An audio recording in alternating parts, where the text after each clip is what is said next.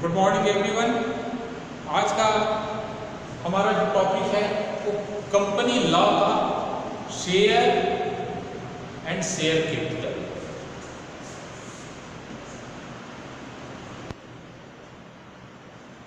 And share capital.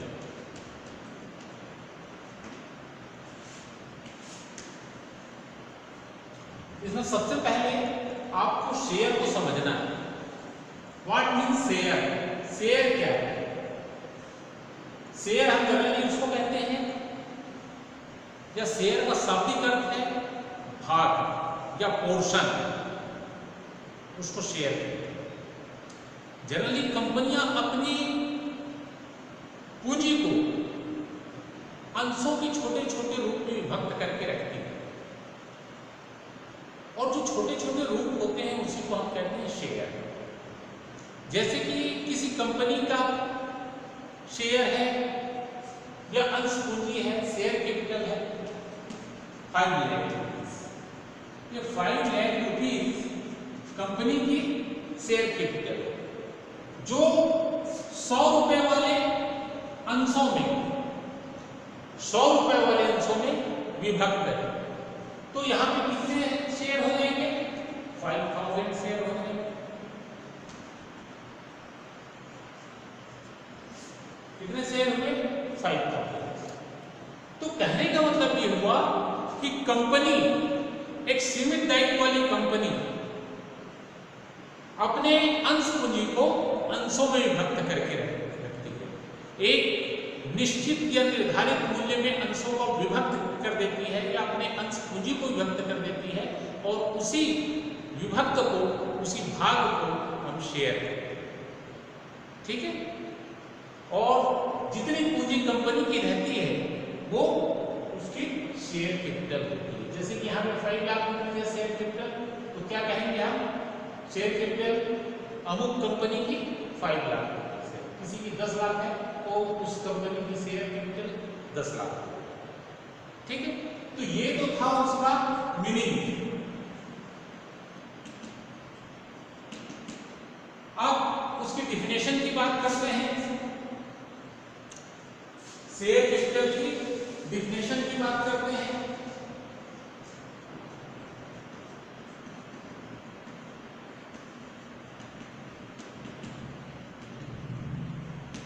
Definition according to Justice Lindley, Justice Lindley के अनुसार share का definition क्या है?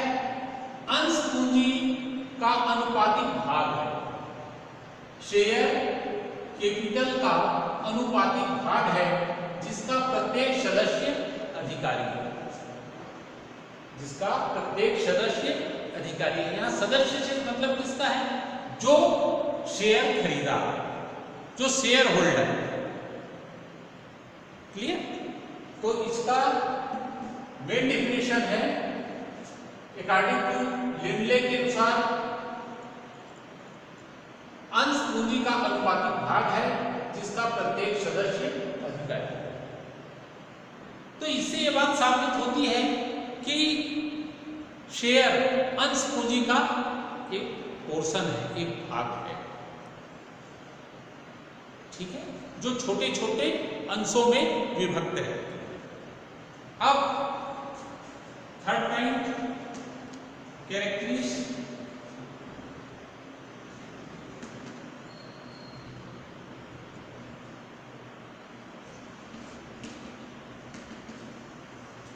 इसकी विशेषता पे जाते हैं।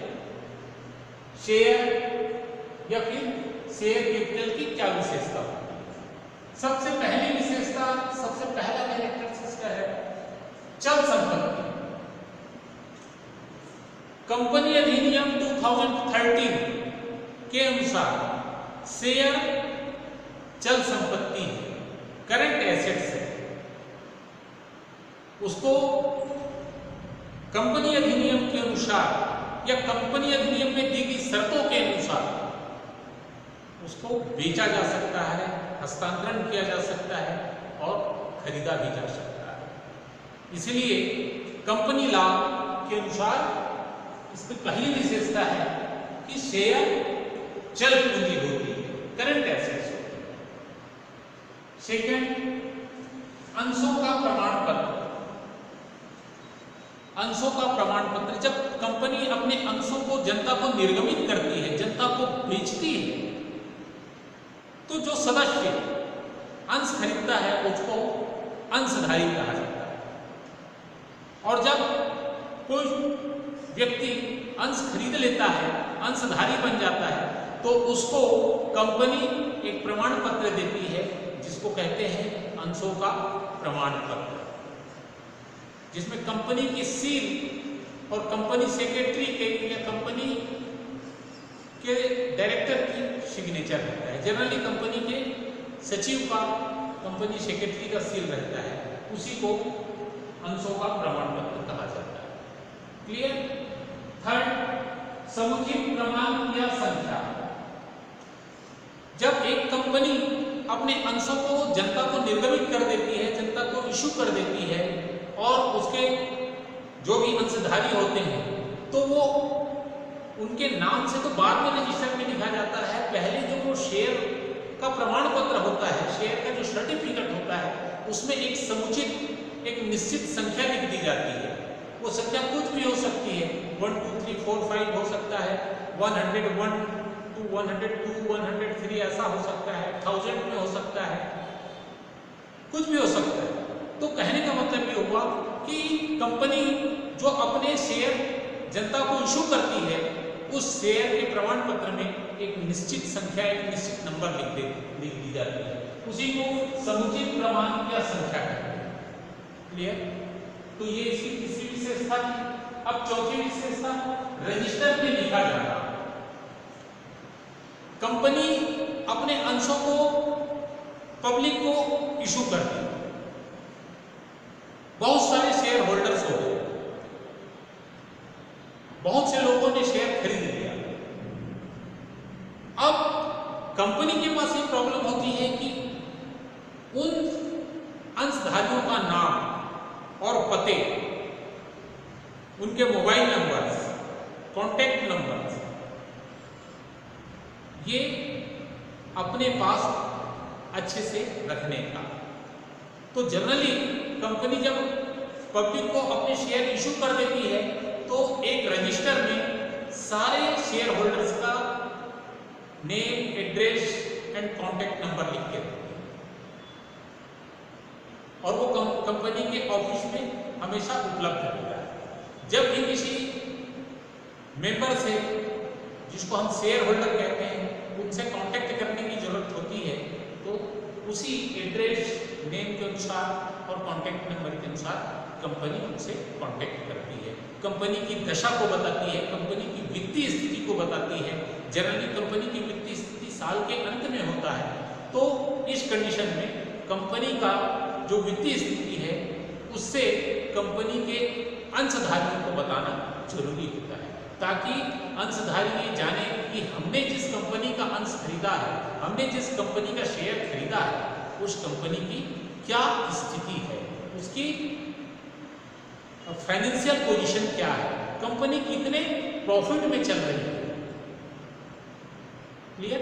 इसलिए कंपनी के रजिस्टर में उन सारे मेंबर्स का, उन सारे शेयर होल्डर्स का नाम, एड्रेस लिखा जाता है। तो ये भी एक विशेषता होगी। अब पांचवी विशेषता है माल। माल मीन्स गुड्स। कॉमर्स में आपने सबसे पहले क्या पढ़ा? माल, गुड्स। और यहां पे शेयर की क्या विशेषता है? माल। कंपनी अधिनियम 2013 के अनुसार शेयर को माल कहा जा सकता है, माल माना जा सकता है। यह गुड्स क्यों माना जा सकता है, क्यों कहा जाता है? क्योंकि शेयर हस्तांतरणीय होता है, शेयर को बेचा जा सकता है, खरीदा जा सकता है, किसी अन्य व्यक्ति को दिया जा सकता है, किसी दूसरे व्यक्ति को हस्तांतरण किया जा सकता है।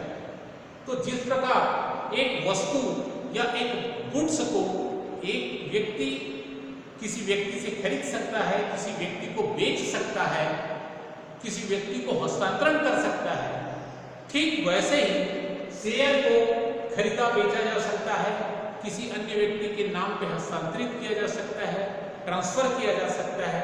इसलिए कंपनी अधिनियम 2013 ने शेयर को माल की या गुड्स की कैटेगरी में रखा है। इसलिए एक विशेषता ये भी है कि शेयर माल, शेयर गुड्स। नेक्स्ट कैरेक्टरिस्टिक्स है उसका मौद्रिक हित। मौद्रिक हित, कंपनी जब अपने अंशों का निर्गमन कर देती है पब्लिक के पास और जो भी अंशधारी बन जाते हैं, जनरली अंशधारी कौन होते हैं?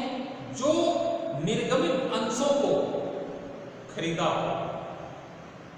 वो उस कंपनी के शेयर होल्डर कहलाते हैं। तो जितने भी अंशधारी उस कंपनी से रिलेटेड हैं, जितने भी अंशधारी ने उस कंपनी का अंश खरीदा है, वो उनका मौद्रिक हित उस शेयर में रहता है।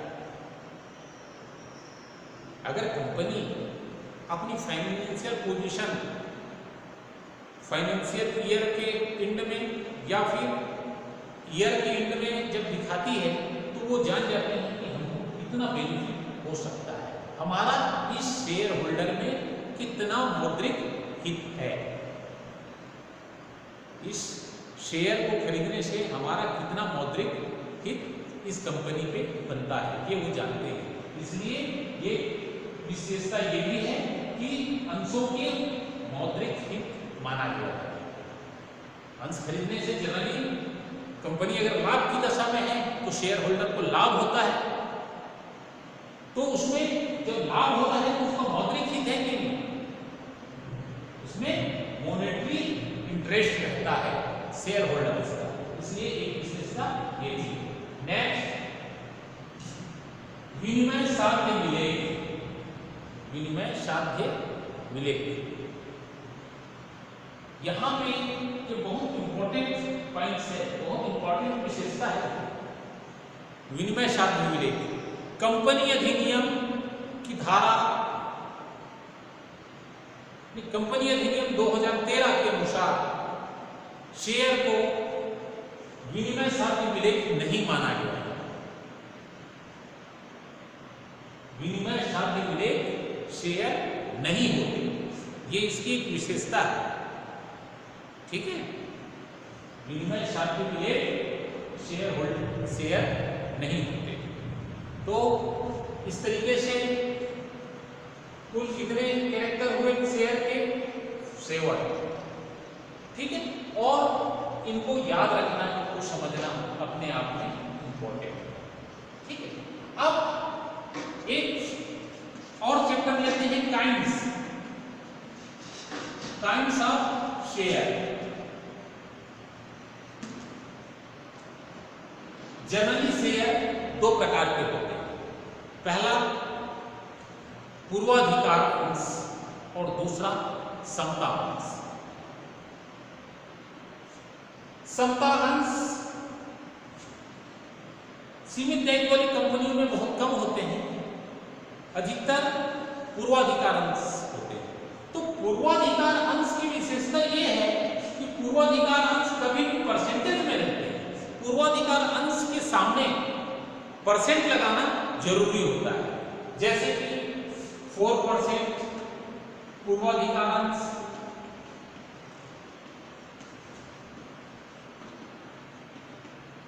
5%, 6% पूर्वाधिकार अंश, इस प्रकार के परसेंटेज लगाना जरूरी होता है। समतांश में ऐसा नहीं होता, समतांश में सीधा समतांश लिख दिया जाता है। समतांश में इस प्रकार के समतांश लिख दिए जाए, लेकिन जो पूर्वाधिकार अंश होता है उसमें जनरली परसेंटेज दी होती है।